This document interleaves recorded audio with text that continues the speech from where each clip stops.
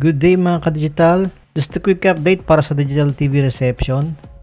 Isa sa usap-usapan ngayon sa Digital TV groups ay ang pagkakaroon ng sub-channel ng BEAM. Ito ang Blast Sports Channel na kung saan ay pinapalabas ang iba't ibang sports program tulad ng mixed martial arts, tennis, wrestling at iba pang mga sports program.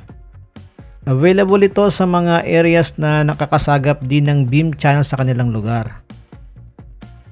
Sa area naman ng Cebu ay nasasagap na sa Digital TV ang INC-TV at Net25. As of this time naman ay nasasagap na rin ang All TV sa area ng Cebu. Speaking of All TV, kung nagpapalakas na sila ng DTV signals nila. Dahil bago matapos ang 2023 ay nasasagap na sa iba't ibang area ang digital signal nila. Tulad sa area ng Central Luzon, Negros at Cagayan de Oro City.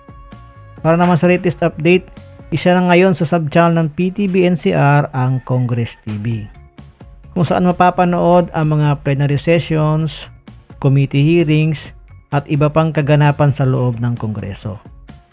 As of this moment ay sa NCR and nearby areas pa lang available ang Congress TV. Isa na nga rin para sa sub-channel ng PTV ang Radyo Pilipinas.